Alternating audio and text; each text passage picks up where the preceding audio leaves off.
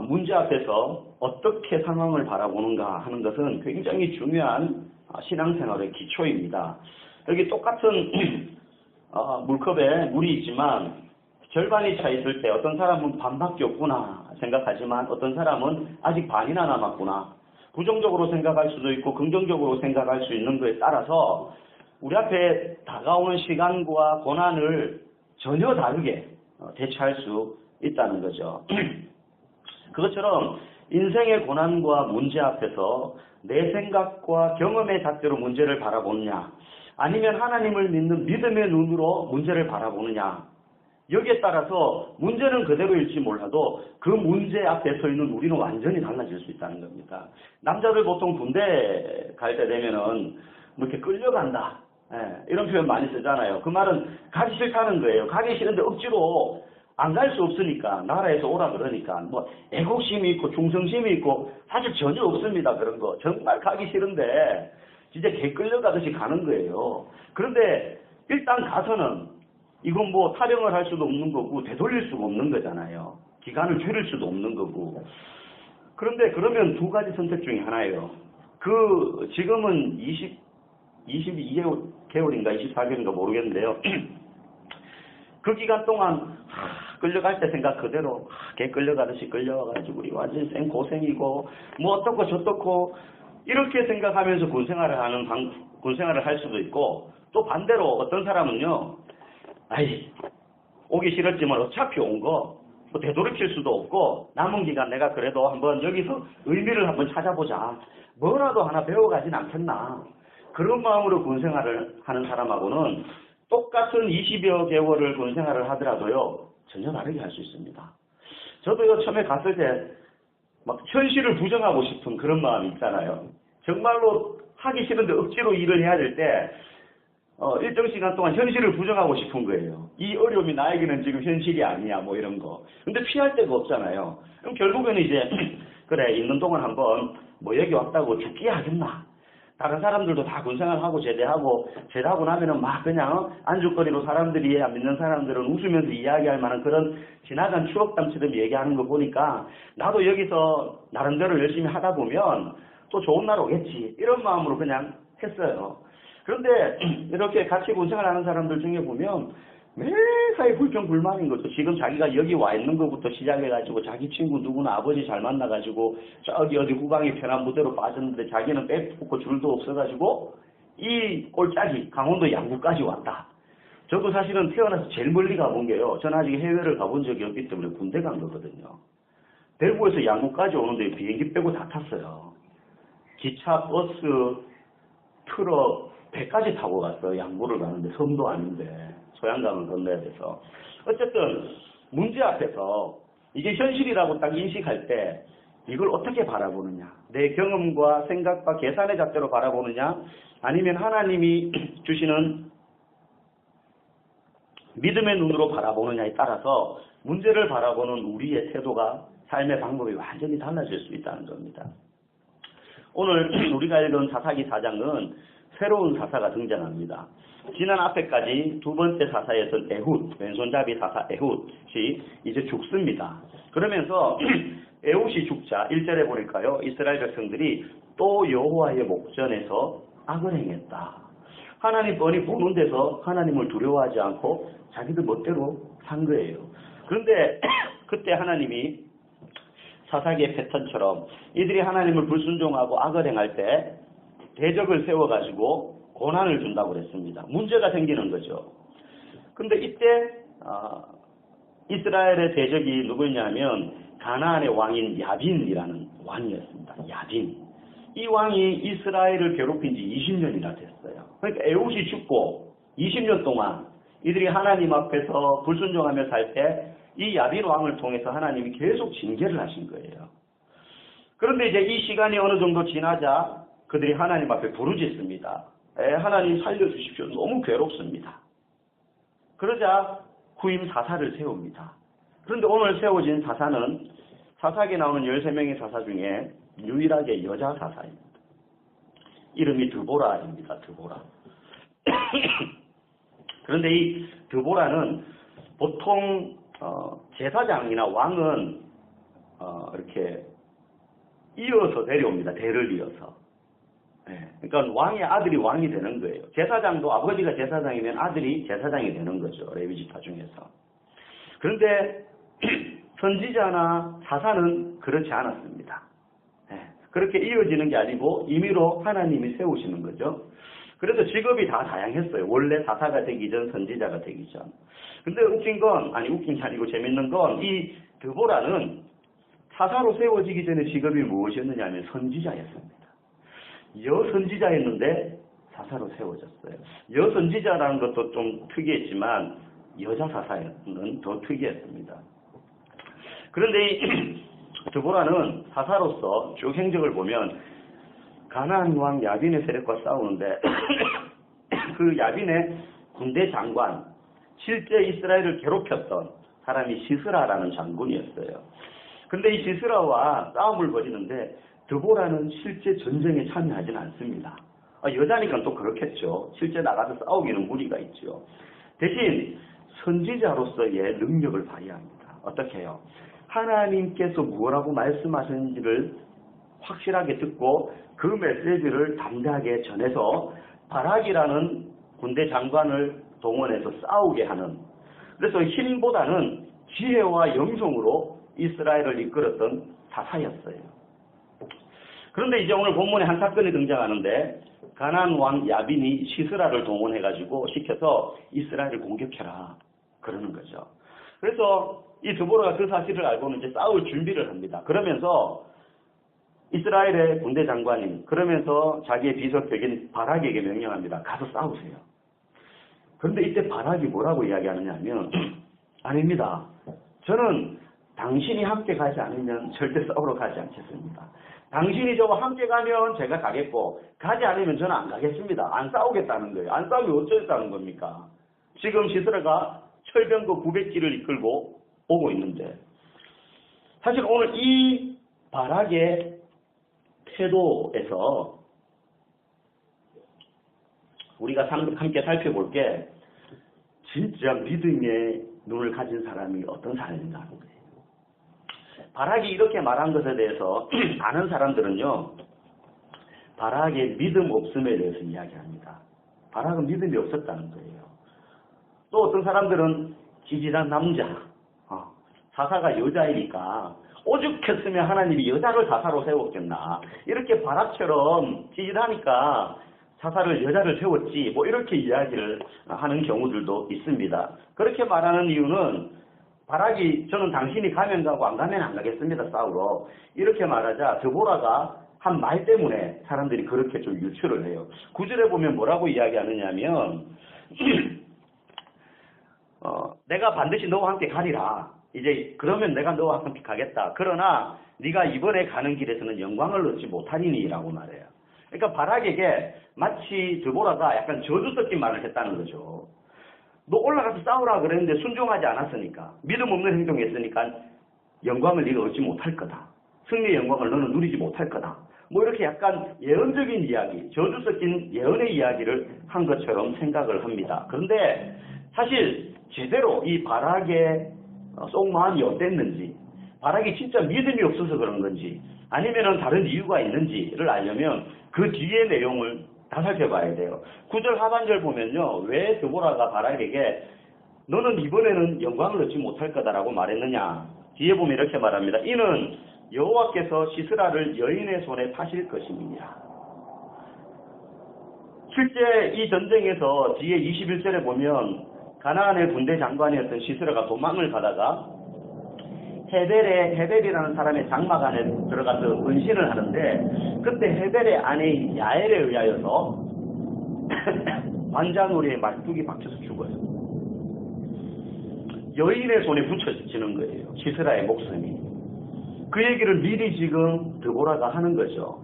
다시 말하면 바락이 믿음이 없기 때문에 너는 이번에 이 싸움에서 영광을 얻지 못할 거야 라는 게 아니고, 그것과 상관없이 이미 하나님이 이 시스라의 목숨을 야엘이라는 여자의 손에 맡겼다 라는 사실을 알고 이야기하는 거예요. 그러므로 바락의 이 태도는 믿음이 없어서 생긴 결과가 아니고, 바락이 그렇게 말하기 전에 이미 하나님이 시스라를 어떻게 죽일 것인가에 대해서 말씀하신 것이기 때문에 저는 당신이 가면 같이 가고 안 가면은 안 가겠습니다라는 게 믿음이 없다든지 바라기, 지질하다든지 말이지 능력이 없다든지 그런 것과는 별로 상관이 없다는 거예요. 그러면 바락은 왜 이렇게 대답했을까요?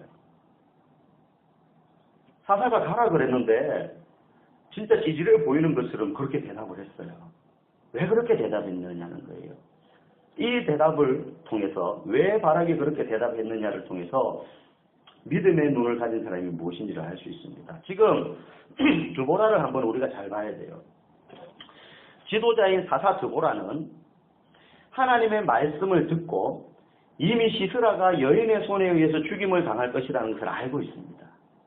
선지자니까 이 싸움이 어떻게 결론 날 거라는 걸 알고 있는 거죠. 그런데 바락은 몰라요. 그죠? 그저 드보라가 가서 싸우라 그러니까 그렇게 그걸 들은 거예요.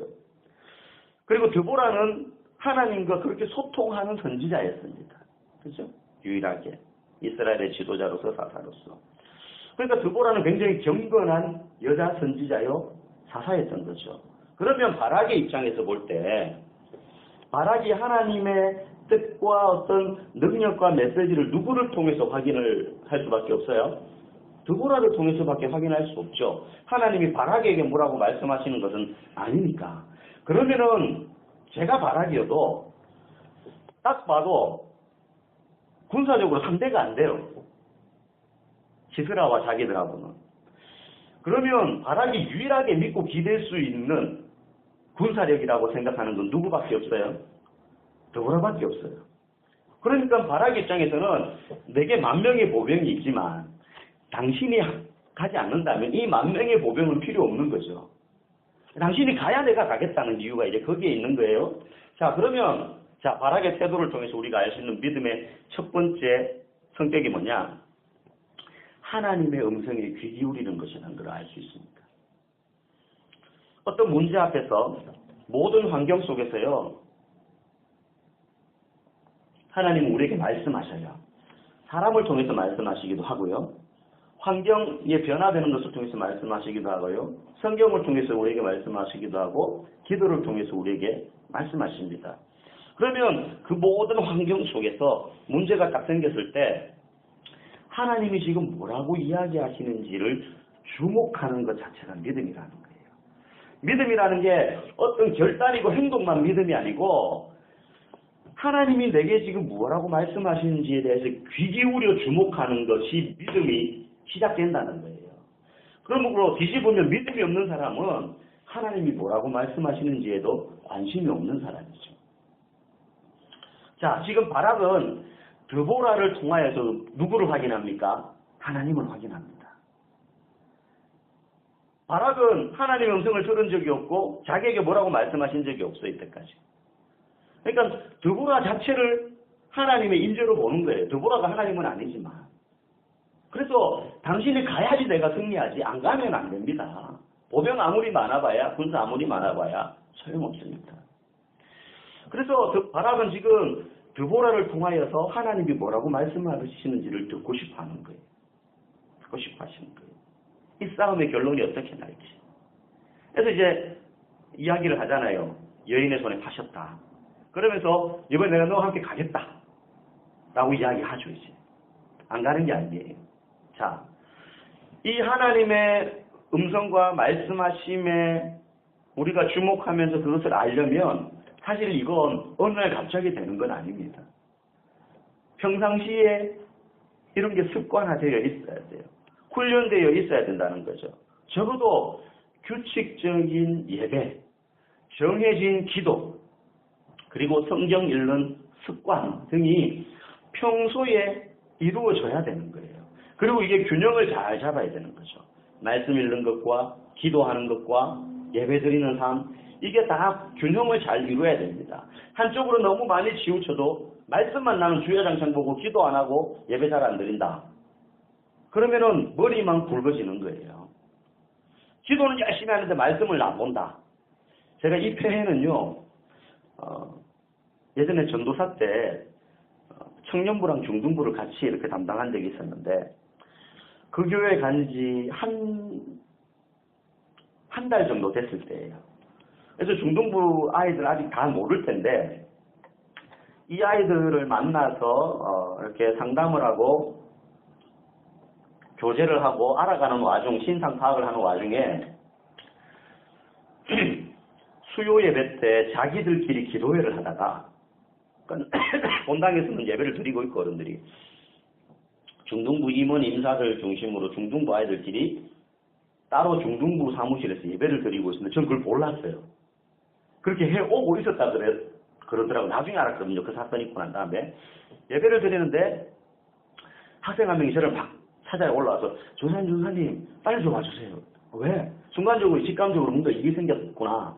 그래서 막 걔 따라가 보니까 분위기가 이상해요.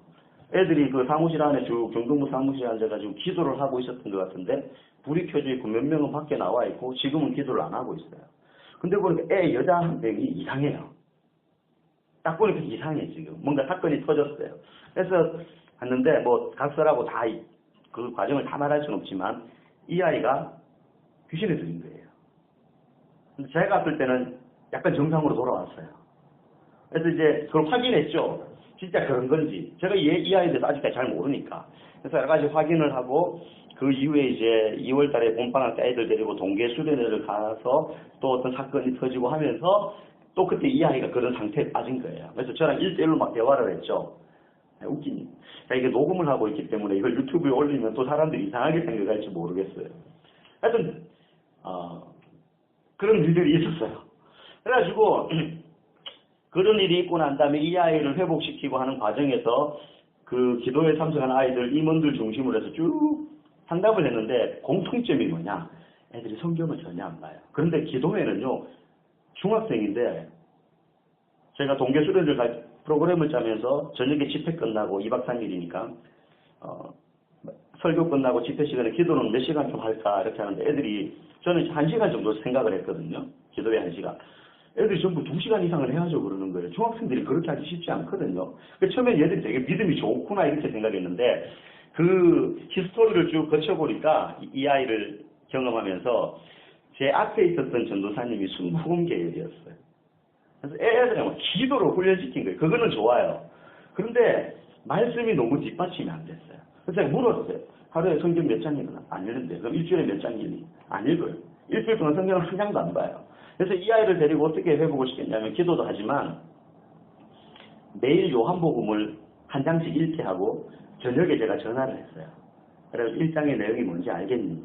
그래서 제가 설명을 해주고 기도해주고 그 다음날 되면 2장 읽어라 하고 또 확인해서 전화하고 그렇게 한 달을 했어요. 그러면서 아이가 회복이 됐거든요. 균형이 잡혀야 된다는 거죠. 말씀과 기도와 예배의 삶. 근데 이게 일상의 삶에서 반복적으로 굴러가야 되는 겁니다. 그래서 마치 경건생활의 기초는 금속 탐지기와 같은 거예요. 이게 잘 되어 있으면 얼개처럼 얽혀가지고요. 어떤 문제 앞에서 하나님의 음성이 귀를 딱 기울이게 되는데 그때 이걸 잘 분별해내는 거예요. 근데 그게 없으면 이게 지금 하나님이 하시는 건지 아니면 내 판단인지 애매할 때가 있다는 겁니다. 둘째로 믿음이란 인간적으로 승산이 없어 보여도 그 문제 앞에 직면하는 용기를 내는 것이 믿음입니다. 저는 겁이 많아가지고 안 되는데요. 믿음의 용기를 내는 사람은요. 겁 없는 사람이 내는 게 아닙니다. 그래서 어린아이들 중에도 믿음 있는 애들은요. 어른들이 상상할 수 없는 결단을 해요. 아프리카의 의료 선교사로 갔던 리빙스턴 선교사 같은 경우는요. 그가 이미 어린 시절에 예배를 드리는데 은혜를 받았어요. 그래서 하나님 앞에 이제 헌금하는 시간이 되었어요. 그때만 해도 헌금 주머니가 아니고 이 다른 판때기에 손잡이 길게 달아가서 장의자에 앉아서 이렇게 쭉 펴면 거기다 동전을 놔요. 그건 다 보이는 거지 누가 얼마 하는지. 그런 식으로 헌금을 했어요. 그래서 어린 리빙스턴 차례가 왔어요. 아니니까 헌금할 돈이 없는 거예요. 은혜를 받았어요. 리빙스턴이 어떻게 했느냐 하면 그 헌금 판때기 위에 딱 밟고 올라갔어요. 사람들이 전부 깜짝 놀랐죠. 제가 미쳤나. 무슨 의미입니까?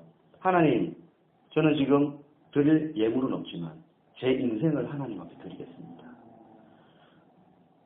뭐 용기 있고 나는 겁 없어 이런 사람이 믿음의 용기를 가지는 사람이 아니라 문제 앞에 직면했을 때에 하나님을 의지하고 그 문제 앞에 직면하는 사람. 그 사람이 믿음의 눈을 가진 사람이라는 겁니다. 자, 철병거와 보병이 대결할 때는요. 지금 철병거는 900대고요. 보병이 10,000명이에요. 그 당시 철병거 그러면 지금의 탱크 같은 거예요. 탱크 한 대면요. 보병 100명, 200명이 달라붙어도 못 이깁니다. 소총으로 아만 쏴보십시오. 흠집 하나 안 납니다. 탱크에는. 철병거로 이 보병을 무찌르는 건요. 칼로 뜨거운 금방 만들어낸 뜨거운 두부 자르는 것만큼 쉬워요. 그냥 슥 대면 달리는 거예요. 힘 안 줘도 그냥 칼무게에 의해서. 그만큼 이거는 뭐 게임이 안 되는 부대입니다. 전력입니다. 그런데 바락은 싸웠어요. 그리고 우리는 문제가 생기면 먼저 움츠러들고 겁먹습니다. 그러나 성경의 인물들을 보면요. 문제가 닥치면 그 문제를 피해가는 게 아니고 맞닥뜨립니다. 오히려 피해갈 때요. 어려움을 만났어요. 아브라함 보십시오. 자기 아내에 대하여 눈독 들이는 이방인들에 대하여서 아브라함이 당당하게 그 문제에 직면한 게 아니고 어떻게 했습니까? 피해갔잖아요. 거짓말해서 위기를 모면하려고 그랬잖아요. 나중에 이게 아브라함에게 허물이 되어서 돌아가거든요. 아브라함의 허물과 약점 중에 하나가 돼버려요. 근데 이삭도 똑같이 그거 해요. 이삭도. 자기 아들 이삭도. 그러나 그 문제 앞에서 직면했던 신앙의 선배들. 그때 하나님께 이렇게 기도합니다. 이 문제를 이겨내도록 힘을 주십시오. 무서운데 나는 겁이 많은 사람인데 주님 나와 함께 해주신다면 내가 앞으로 가겠습니다. 결국 내 혼자의 힘이 아니라 하나님과 함께 이 문제를 맞닥뜨리더라는 겁니다. 믿음의 선배들은. 이게 차이점이에요. 어이구 큰일 났다. 모른 척 해야지. 아유 그냥 밥 먹는데 보니까 일하는데 다 그냥 막 먹는 나 혼자 이렇게 기도하면 좀 체면도 받고 약간 사람들 쳐다볼지도 모르겠고 피해가는 게 아니고요. 그대로 정면으로 나아가는 용기를 가진 사람. 그 사람이 믿음의 눈을 가진 사람입니다. 심지어 이번 주 주보 제가 앞 표제도 했지만은 골반에서 무릎 꿇고 기도할 때 혼자가 아닙니다. 하나님이 그 옆에 서서 우리의 머리에 손을 얹고 함께 계신다는 거예요. 괴로우냐? 내가 너와 함께 있다. 지금 이 문제 앞에서 말할 수 없이 고통스러우냐? 내가 너의 그 고통을 안다. 라고 말씀하신다는 거예요. 마지막으로 믿음은요. 겸손하며 자기가 영광을 가로채지 않습니다. 바락은 전쟁에서 자기가 싸우지만 승리를 다른 사람이 차지할 것이라는 것도 알았고요. 전쟁 후에 자신이 이스라엘을 통치하는 사사가 되지 않을 거라는 것도 알면서 승산 없어 보이는 전쟁에 뛰어듭니다. 이 승산 없어 보이는 전쟁에 뛰어들고는 승리합니다. 승리의 이유가 어디에 있습니까? 15절에 보니까 여호와께서 바락 앞에서 시스라와 그의 모든 병거와 그의 온 군대를 칼날로 혼란에 빠지게 하시매 시스라가 병거에서 내려 걸어서 도망한지라.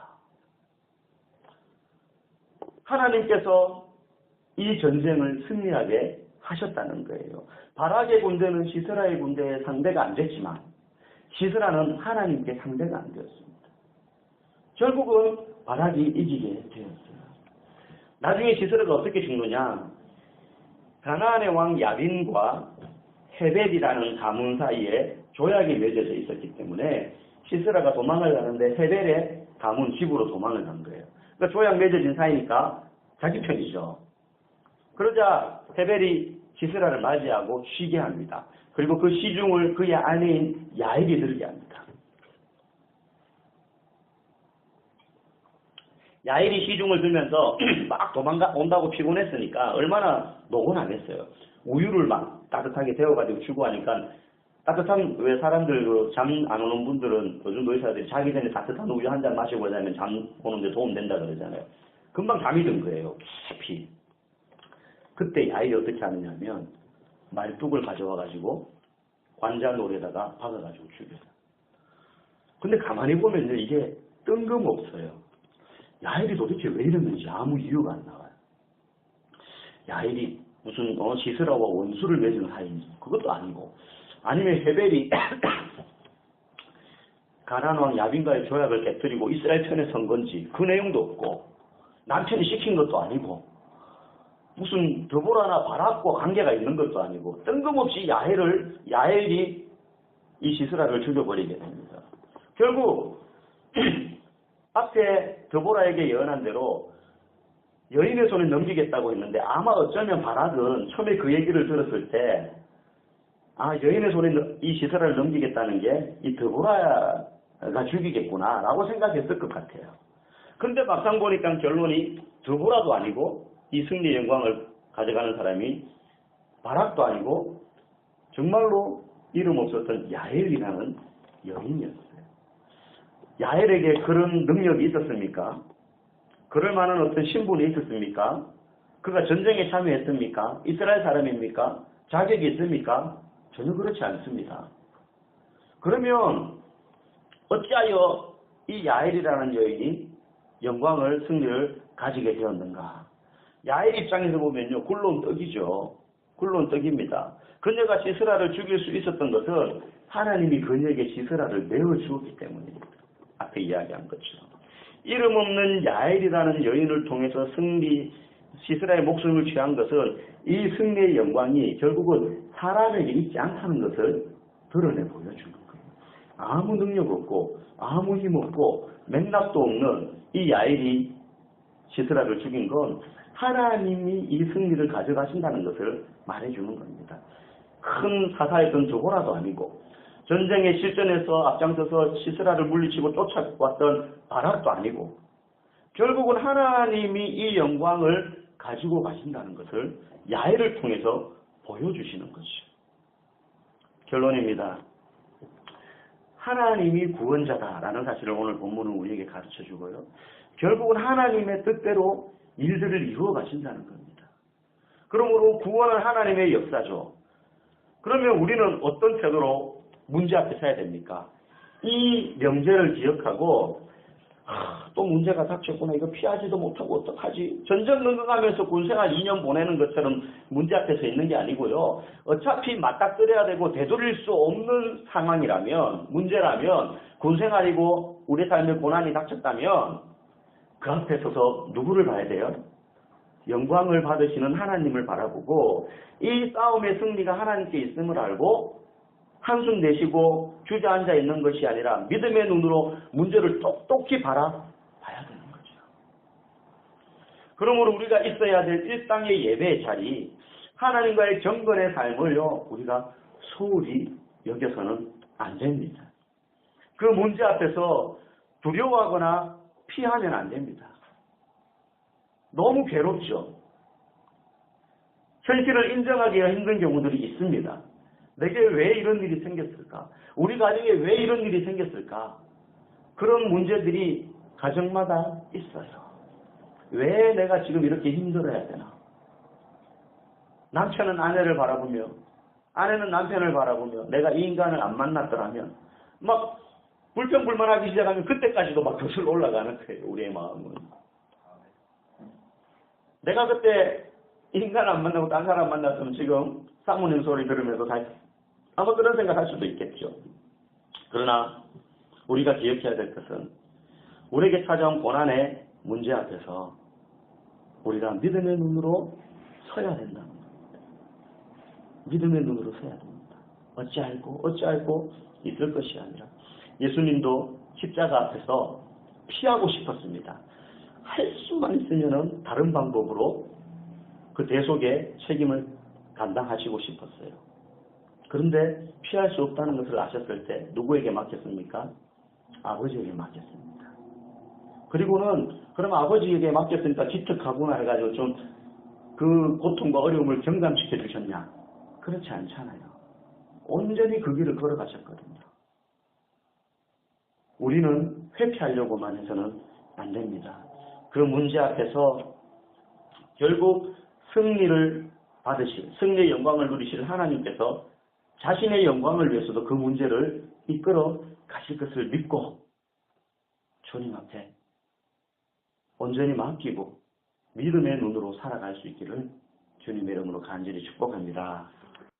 문제 앞에서 어떻게 상황을 바라보는가 하는 것은 굉장히 중요한 신앙생활의 기초입니다.